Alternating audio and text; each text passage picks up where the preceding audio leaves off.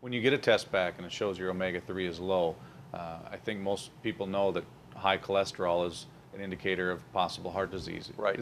Can that be the same as is a low omega-3 number an indication of what? A low omega-3 is associated with a lot of bad things. And we've got most of our data, I think, on cardiovascular disease, and particularly death from cardiovascular disease, heart attacks, fatal heart attacks.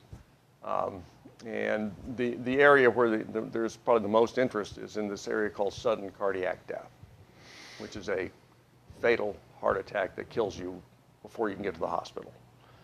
And half of the people that die of heart disease die of fatal or of a sudden cardiac arrest.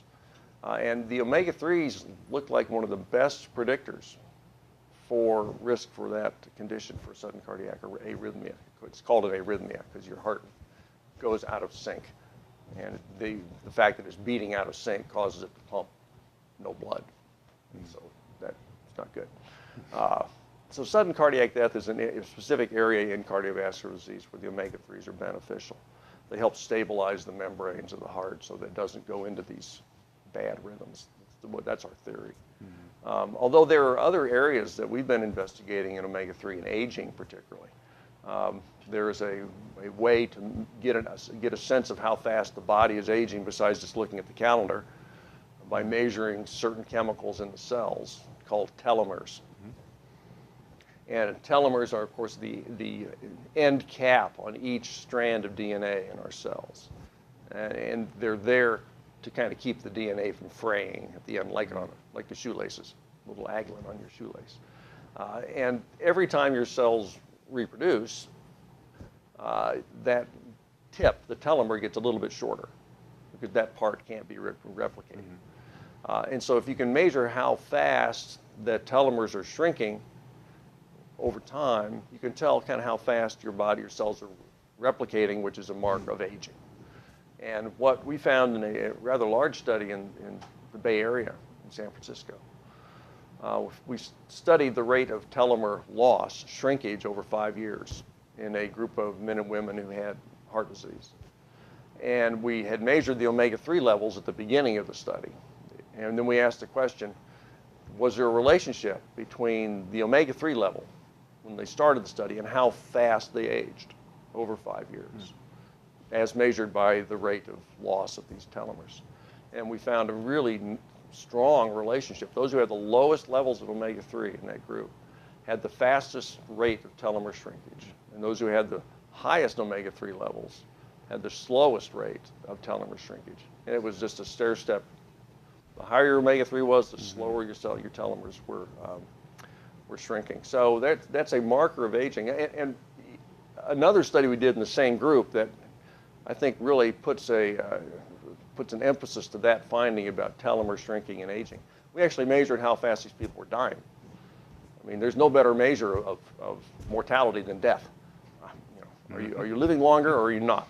If your cells are aging more slowly, are you actually living longer? And we found that to be the case. Those who had the highest omega-3 were actually living about 1.5 years longer over that 5-year period than those who had the lowest omega-3 levels. So a internal confirmation of the idea that, number one, the high omega-3 slows aging, and number two, the rate of telomere shrinkage is really a marker of aging because people with that shrink faster die faster. It's really an important test. I mean, we hear a lot about heart health, but really the longevity can be a factor too. Right, and the fact that most people in America, die of heart disease. That's still the #1 killer. The fact that you can reduce risk for heart disease is why probably total mortality goes down.